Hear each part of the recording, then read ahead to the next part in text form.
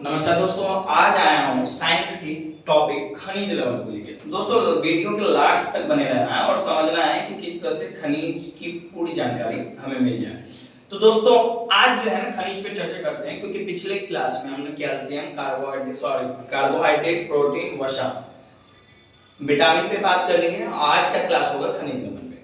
दोस्तों खनिज लवण क्या है ना कि खनिज लवण हमारे शरीर में जो है खनिजों को पूर्ति करते हैं, जैसे कैल्शियम और फास्फोरस, लोहा, आयोडीन, पोटेशियम, सोडियम। और खनिज लवण के जो प्रमुख तत्व हैं, जो हमारे शरीर में खनिज लवण की अत्यंत कम मात्रा ही उपस्थित होनी चाहिए, और उतने कम मात्रा में अगर उनकी कमी हो जाए तो उनसे होने वाले रोगों पर चर्चा करेंगे। अच्छा, अगर मान लीजिए खनिज लवण के स्रोत क्या हैं, खनिज लवण में सर किस प्रकार का हम भोजन करें कि खनिज लवण की कमी हमारे शरीर में ना हो, आइए हम इन सारे सवालों पर आज चर्चा करने वाले हैं। तो दोस्तों आज देखते हैं खनिज लवण के प्रमुख तत्व कौन से हैं।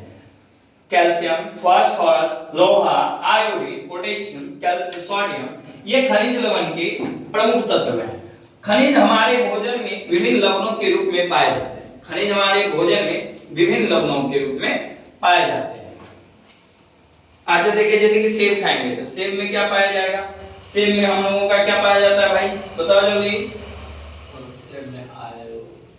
सेब अभी हम लोग यहाँ लिखे थे ना, जितने भी होते हैं लोहा, फिर भोजन नमक, आयोडीन, सोडियम में नमक, फल के अतिरिक्त है ना। तो ये सभी जो है ये सब क्या विभिन्न प्रकार में विभिन्न लवण हम लोगों के खनिज में पाए जाते हैं। तो देखिए हमारे शरीर में ना खनिज की अत्यंत कम मात्रा होती है, इनकी कमी से हमारा शरीर रोगग्रस्त हो जाता है। यदि हम खनिज युक्त भोजन ना करें तो हमारे शरीर में क्या हो जाएगा, खनिज युक्त रोग हो जाता है। जैसे देखना है खनिज की कमी से होने वाले रोग। अब खनिज की कमी से कौन कौन से रोग होते हैं वो देखना है। जैसे कि कैल्शियम खनिज के हिस्सा है, उसमें आता है ना, कैल्शियम प्रमुख तत्व है उनका। तो खनिज में जो कैल्शियम है, कैल्शियम की कमी से रिकेटस बीमारी होती है। कैल्शियम की कमी से रिकेटस बीमारी होती है। रिकेटस बीमारी का क्या लक्षण है, इनके लक्षण भी दोस्तों हम दिखा दिए हैं। इनके लक्षण है हड्डी और दांतों का कमजोर होना, हड्डी और दांतों का कमजोर होना। दूसरा आपका फास्फोरस है, रिकेटस तथा दंत क्षेत्र, इसमें दांतों की कमी, हड्डी और दांतों का कमजोर होना, यही चीज है ना। तीसरा है आयोडीन। आयोडीन क्या है ना, आयोडीन से कभी कभी आपने देखा होगा किसी के गले में ऐसा फूला होता है।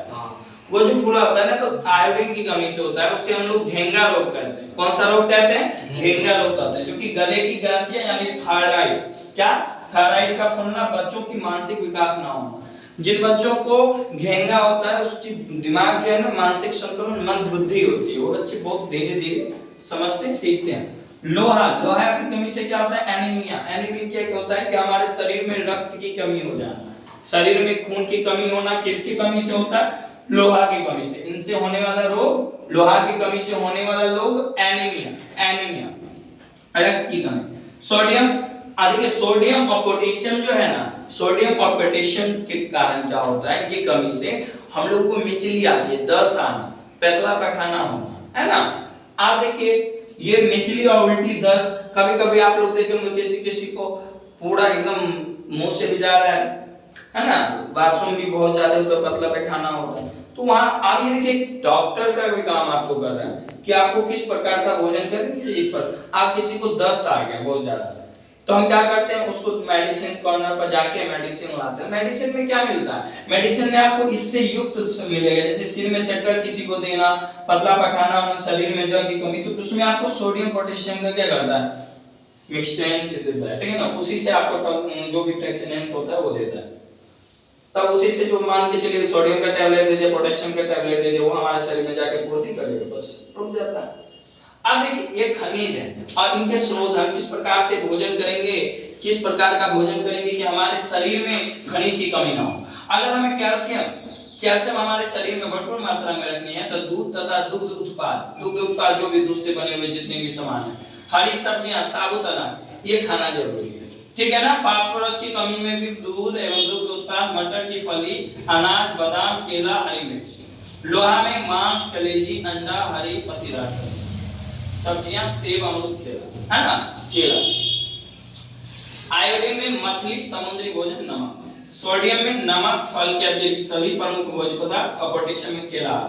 यानी इस प्रकार के भोजन करने से हमारे शरीर में खनिज की कमी नहीं होती। तो दोस्तों लास्ट तक बने रहने के लिए आपका धन्यवाद। वीडियो अच्छा लगे तो लाइक और शेयर जरूर करें।